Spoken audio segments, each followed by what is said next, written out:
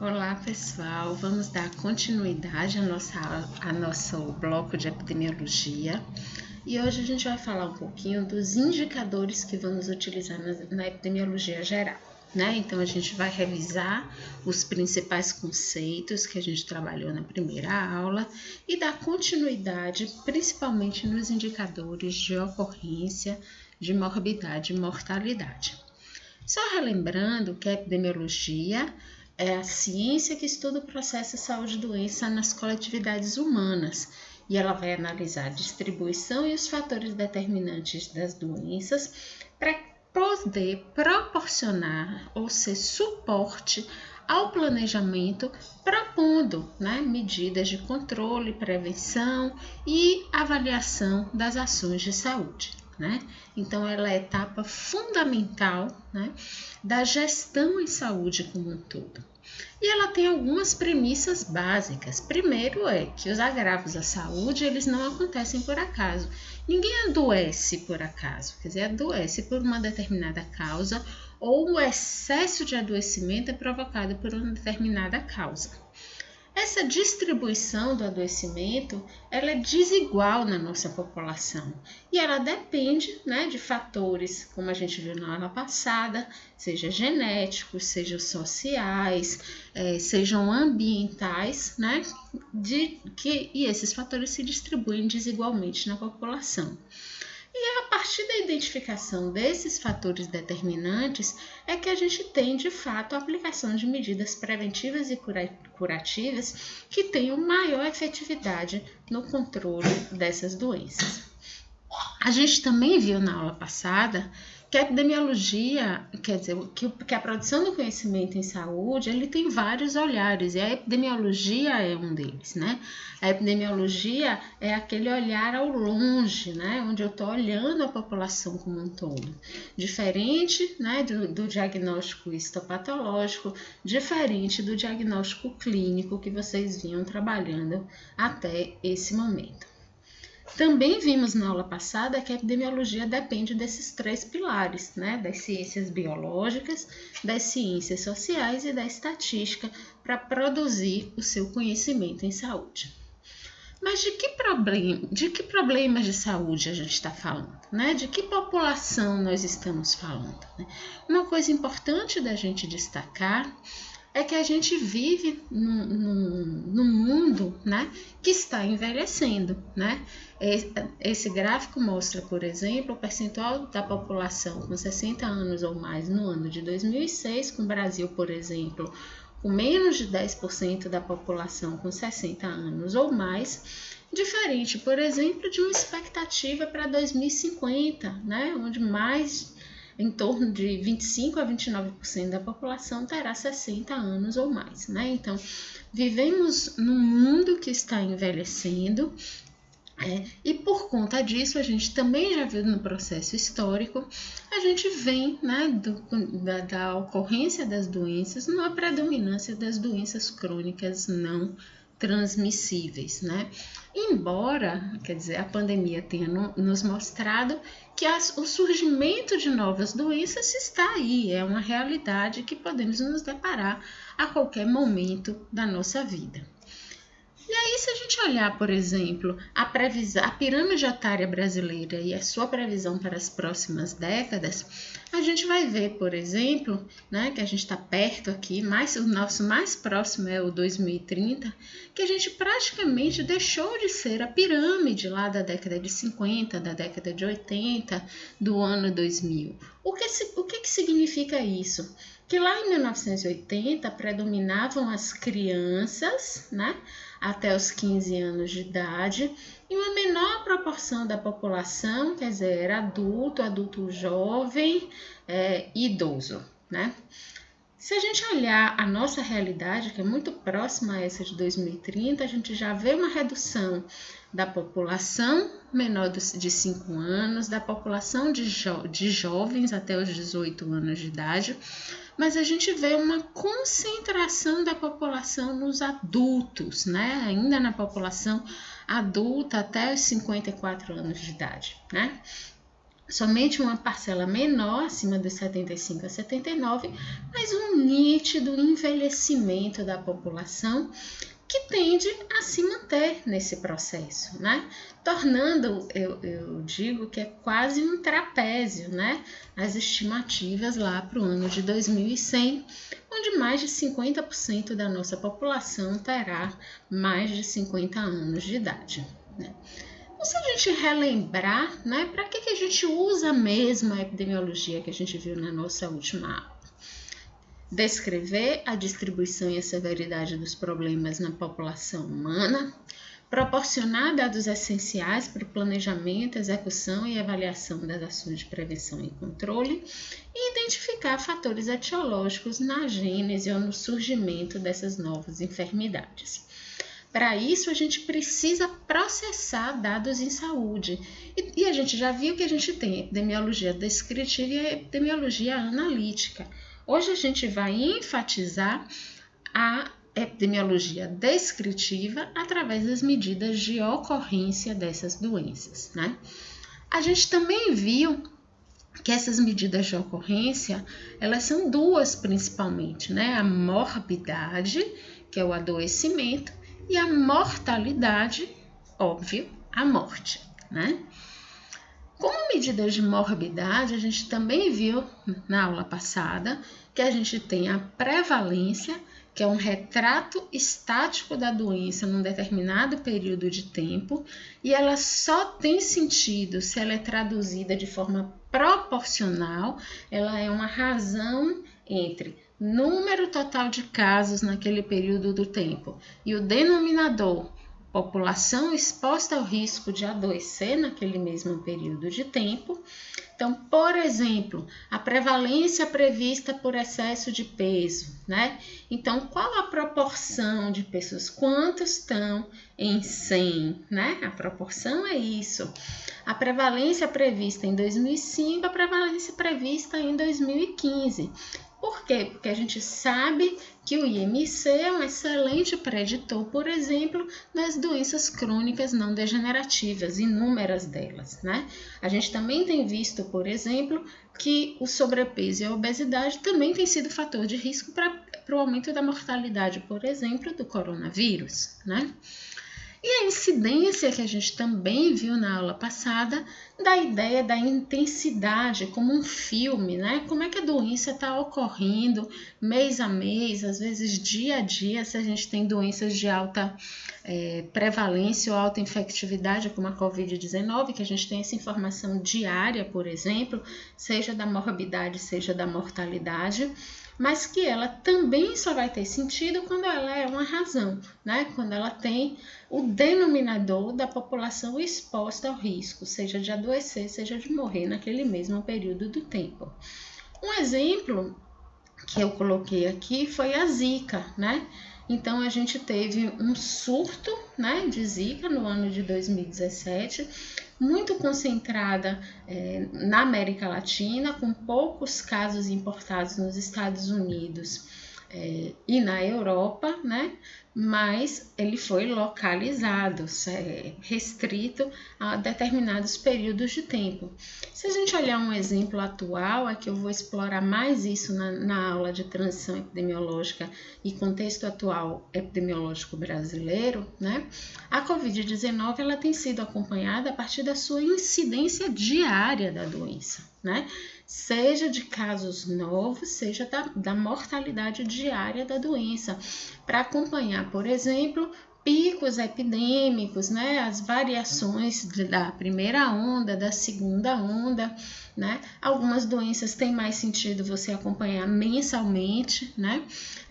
No caso da Covid-19, uma medida muito usada é a média móvel de 14 dias, né? Porque sofre menos a influência das diferenças de notificação, por exemplo, no final de semana, né? E a gente já viu que a incidência e a prevalência, elas se relacionam. Então, por exemplo, se a gente pegar uma doença crônica que ainda surge casos novos, como a AIDS, mas não mata, né? E nem tem cura direto, quer dizer, é óbvio que à medida que eu aumento a incidência, eu vou aumentando também a prevalência, né? Então, a AIDS tem essa particularidade, quer dizer, como ela já tem um tratamento efetivo, eu tenho um acúmulo de adoecimento no decorrer do tempo. Mas as doenças que ou evoluem para a cura ou evoluem para o óbito, normalmente as incidências e prevalências são muito próximas, né? Por quê? Porque eu tenho casos incidentes próximos de casos prevalentes e quando eles se curam ou são óbitos, eles deixam de ser casos incidentes, né? Então, eu tenho incidências mais rápidas, medidas mais rápidas, diferente do caso da AIDS. Então, a gente já viu que a incidência e a prevalência, elas se comportam em conjunto de forma diferente, dependendo do perfil, se é uma doença infecciosa aguda, se é uma doença crônica sem cura, né? E isso a gente costuma relacionar. Por quê? Porque isso gera importância para os serviços de saúde. Doenças como a AIDS, por exemplo, geram inúmeras sobrecargas ao próprio sistema de saúde, porque são de longa duração, de longo acompanhamento. Para que a gente usa a incidência e a prevalência, que são os coeficientes de morbidade? Primeiro, para apoiar ações específicas de controle de determinadas doenças, garantir correção de decisão, por exemplo, avaliação da eficácia de vacinas, e eleição de interesses do planejador, do administrador, do pesquisador. A gente já viu que a epidemiologia não é só do profissional de saúde, né? Ela é também de importância para a comunidade como um todo. Mas a gente não mede só doença, né? Se a gente pudesse medir só doença e ninguém morrer, ótimo, mas isso não acontece, não é uma realidade. Então, uma medida importantíssima, a gente já viu, né, que a mortalidade, que é um tipo específico de incidência, porque é um evento único, né? Eles também são muito importantes para os estudos na área da saúde, e eles são sempre medidos por coeficientes, por quocientes, entre a frequência absoluta de óbitos e o número de expostos ao risco de morrer. Então, quando alguém me diz assim, Tininha, em epidemiologia geral, eu tenho que gravar um monte de fórmula. Eu digo o tempo todo, não, né? A epidemiologia geral está trabalhando o tempo todo com um quociente, com uma razão, onde o numerador é caso e o denominador é a população exposta ao risco, seja de desenvolver aquela doença, seja de morrer pela determinada doença. E a gente vai ver as particularidades de cada tipo de mortalidade, né? Mas a base desse quociente, dessa razão, do coeficiente é sempre a mesma. Casos sobre população. Então, se a gente for falar, por exemplo, do coeficiente de mortalidade geral de uma população, o número de óbitos de uma determinada população, e normalmente os coeficientes de mortalidade eles são calculados por ano, né? A não ser em casos de doenças muito agudas, como a gente tem visto na Covid-19, né? Sobre número de expostos ao risco de morrer. No caso da mortalidade geral, quem é que está exposto ao risco de morrer? Todo mundo, né? Então, normalmente o denominador é toda a população, né? E para que a gente usa a mortalidade? Para avaliar o nível de saúde de uma determinada comunidade e para planejar ações de caráter mais abrangente que melhorem o estado sanitário da comunidade a depender do tipo de mortalidade que a gente vai trabalhar, né? E isso é uma coisa que a gente vai dar a plena ciência a partir de agora, né? Se a gente olhar o cenário brasileiro, a gente vai ver que a gente mudou muito no tempo, né? Se a gente olhar lá em 1930, morríamos no Brasil prioritariamente de doenças infecciosas e parasitárias, né? E outras causas que a gente não conseguia nem identificar, porque tínhamos um sistema de informação de mortalidade muito ruim, onde era muito presente as causas mal definidas. Se a gente olhar já há 15 anos atrás, em 2007, 72% dos óbitos do Brasil eram provocados por doenças crônicas não transmissíveis, especialmente as doenças cardiovasculares e câncer. Um elemento importante que tem crescido na realidade brasileira é a mortalidade por causas externas, né, que assume a segunda causa de óbito para a população em geral.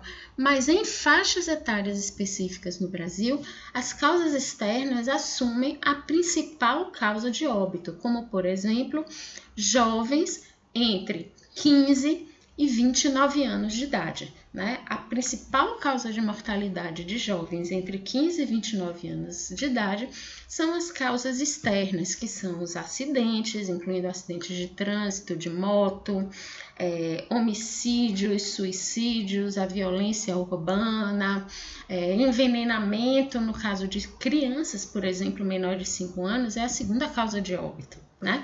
As causas externas. Então, tem representado, né, um número importante para a população brasileira. Qual o limite do coeficiente de mortalidade geral? O principal limite é a qualidade do registro do dado. É aquele médico que vai lá no hospital e na hora de fazer a declaração de óbito coloca causa mal definida. Então, por quê? Porque na hora que eu registro uma declaração de óbito sem causa de óbito, eu não posso investigar em profundidade, ou eu não posso saber a natureza da morte daquela população, né? Então, esse é o principal limite. Agora, essa proporção de causas mal definidas tem diminuído muito na população brasileira, né? Por um investimento maciço feito até o ano de 2012, 2015 mais ou menos, né, na melhoria do preenchimento das declarações de óbito. Também o coeficiente de mortalidade ele precisa ser comparado com cautela em populações com diferentes estruturas etárias. Então, a Covid-19 é um grande exemplo disso, né? Então, quando a gente vê, por exemplo, mortalidades altíssimas na Alemanha, na Itália, por que os países desenvolvidos europeus proporcionalmente têm morrido muito mais da Covid-19, né, mesmo nos coeficientes, do que a população brasileira? Porque a Covid-19 mata preferencialmente aqueles de 80 anos e mais. Quais países têm maior população de 80 anos e mais? Infelizmente, os países mais desenvolvidos, né? Então, isso tem significado um excesso de mortalidade nesses países de forma muito mais importante, por exemplo, do que no Brasil como um todo, né? No Brasil, todos esses dados de mortalidade, eles podem ser identificados e localizados lá no SIM, que é o Sistema de Informação de Mortalidade, presente lá no DataSUS. Um outro coeficiente, e aí agora a gente vai para as diferentes subpartes dos coeficientes de mortalidade. Então, eu posso estudar a mortalidade geral, mas eu também posso e devo estudar características individuais, né, ou específicas da mortalidade. E um indicador extremamente importante de comparação no mundo é a mortalidade infantil. E o que é a mortalidade infantil? O número de óbitos de crianças menores de 1 ano de idade sobre quem é a população exposta ao risco de morrer com menos de 1 ano de idade. Não é a população geral, é a população que nasceu naquele ano, né? Então, os nascidos vivos durante aquele ano. A gente já tinha discutido na aula passada a base 10, mas a mortalidade infantil é o único indicador que é padronizado mundialmente o uso da base 1000. Por quê? Porque como ele é um indicador de comparação do estado de saúde das populações mundialmente, então não podia cada país usar uma base 10. Então se padronizou que, particularmente no coeficiente de mortalidade infantil, todo mundo utiliza a base 1000, por 1000 nascidos vivos. Tantas mortes por 1000 nascidos vivos. 15, 16, 2, 5 mortes para cada 1000 nascidos vivos. Então, o coeficiente de mortalidade infantil vai medir o risco de morte para crianças de menos de 1 ano. Ele é extremamente utilizado para avaliar as condições de saúde e nível socioeconômico de uma população. E ele pode ser dividido em 2 grupos, né? A mortalidade precoce, que é aquela de 0 a 28 dias, chamada mortalidade infantil neonatal, e a mortalidade pós-neonatal ou tardia, que é aquela de 28 dias até 1 ano de idade. E por que a gente tem essa divisão? Porque uma criança que morre de 0 a 28 dias, ela não morre normalmente pela mesma causa do que uma criança de 28 dias a 1 ano de idade, né? Essa criança que morre com menos de 28 dias, normalmente ela morre por conta de falta de assistência pré-natal, por falta de assistência ao parto, né? E outras questões, principalmente relacionadas aos serviços de saúde. Já aquela que morre de 28 dias a 1 ano de idade, ela morre por desnutrição, por causas externas, entre outros problemas, né? Se a gente olhar um pouco, né, a evolução do coeficiente de mortalidade infantil no Brasil, a gente vê um decréscimo importante durante um tempo, mas esse decréscimo ainda é muito inferior ao decréscimo da mortalidade infantil de outros países desenvolvidos no mundo. Então, hoje a gente tem, em média no Brasil, uma mortalidade infantil em torno de 14, 15 mortes a cada 1.000 nascidos vivos. Olha que já chegamos a 200, que é um número altíssimo lá na década de 60 do século passado. Mas mesmo nesse número de 15, vamos dizer, hoje nós estamos aqui, né? Mesmo nesse número, a gente ainda tem uma mortalidade muito alta comparada à Itália, comparada ao Japão, que tem menos de 5 mortes para cada 1.000 nascidos vivos. Mesmo se a gente olhar, né, a América Latina como um todo, a gente não está na melhor situação, né? Nós só estamos melhores do que o Paraguai, né? Mas o resto da América Latina, de modo geral, já tem mortalidades infantis também muito mais baixas do que o caso brasileiro, né? E é óbvio que a mortalidade infantil é um descritor tão importante, né, para a realidade nacional, que quem é que morre mais de mortalidade, com coeficiente de mortalidade infantil? A população rural, 1/5 mais pobre da população, negros, pais com até 3 anos de escolaridade e a região Nordeste, e com melhores condições para as situações imediatamente opostas, né? Então, a gente vê que a taxa de mortalidade infantil, o coeficiente de mortalidade infantil, é um excelente indicador das iniquidades sociais de uma população. Qual também é a principal limitação do coeficiente de mortalidade infantil? A qualidade do registro, né? No caso particular da mortalidade infantil, a gente tem não só o subregistro do óbito, mas também o subregistro do nascimento.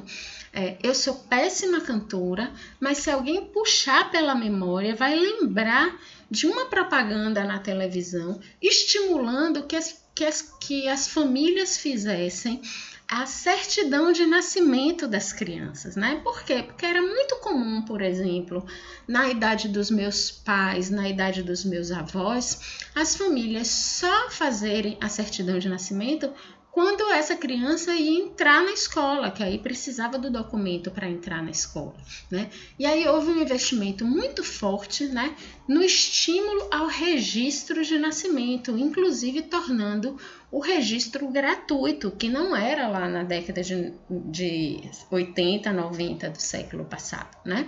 Então as famílias juntavam várias crianças, juntavam dinheiro para fazer o registro, né?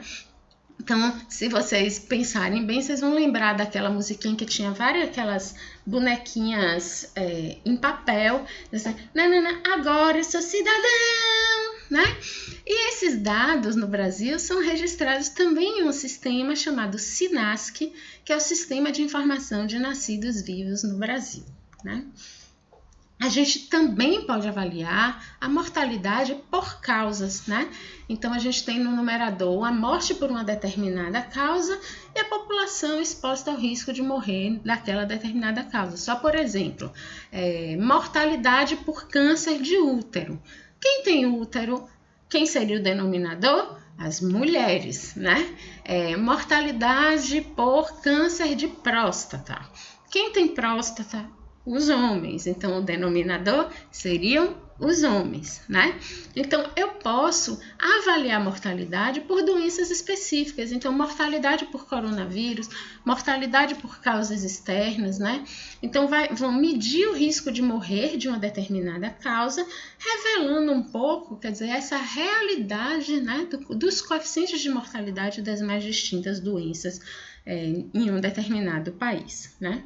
Então, se a gente olhar, por exemplo, a realidade brasileira década a década, a gente vai ver, por exemplo, um aumento na mortalidade das doenças do aparelho circulatório, né? Elas já eram altas desde a década de 70, um aumento da mortalidade das neoplasias, uma redução das infectoparasitárias, né?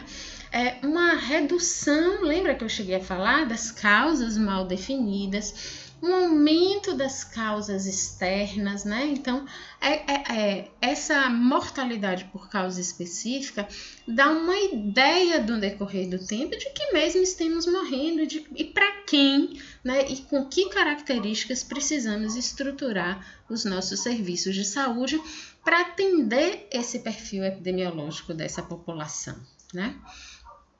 Um índice que eu não vou dar muita ênfase, mas ele é também muito específico, é muito importante, é que da mesma forma com que a gente avalia o percentual que morre, né, com menos de 1 ano de idade, a gente pode fazer isso com 50 anos e mais, né? E aí é óbvio, né? Quanto maior a proporção de indivíduos naquele país que morrem com mais de 50 anos, significa dizer que aquele país é um país mais desenvolvido, né? Então, a gente com esse dado, né, com a proporção de óbitos acima dos 50 anos, o índice de Swarup e o Emura, ele classifica os países, né? Então, quando eu tenho 75% dos óbitos de uma população com mais de 50 anos de idade, significa que eu tenho um país, né, com alto nível de desenvolvimento, com alta expectativa de vida, com alta qualidade de vida dessa população, né? Nós no Brasil estamos aqui ainda no segundo grupo, de 50% a 74%, né? E para dizer que nós estamos aqui, mas temos variação interregionais, né? Então, a gente tem, por exemplo, o Amapá, que não está nessa situação, a gente tem visto pela Covid-19 como a região norte, de modo geral, tem sofrido muito mais do que o resto do país como um todo, enquanto Santa Catarina, né, está lá no alto, nos melhores níveis de desenvolvimento, né?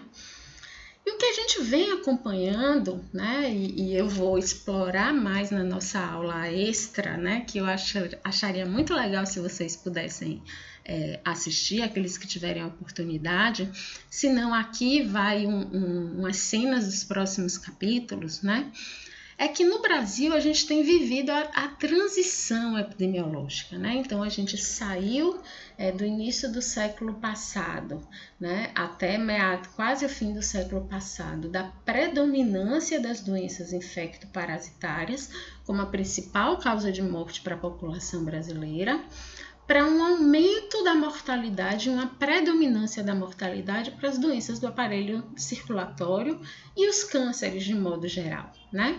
Então, a gente saiu do predomínio das doenças infectoparasitárias para as doenças crônicas não transmissíveis, né?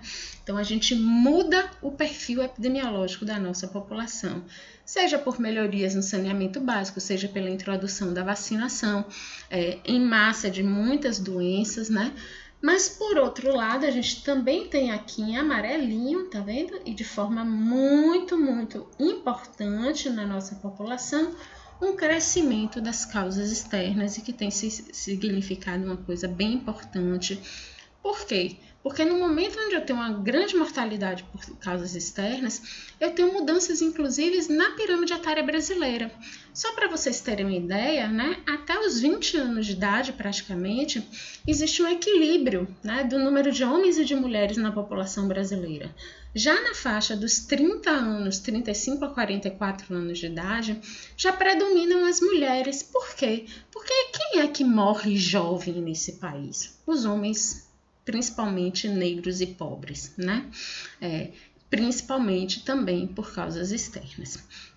Então, o que a gente sonha, gente, é que a gente consiga, né, através de indicadores e através de medidas globais.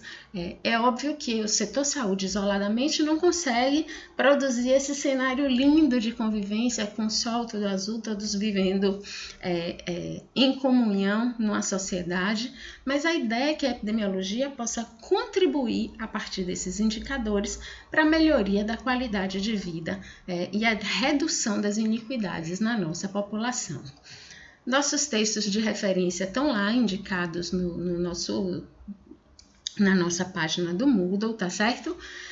Eu vou pedir para vocês que após assistir a aula ou antes de assistir a aula, que leiam o texto para que a gente possa fazer, né, o nosso exercício em conjunto para a nossa prática, tá certo?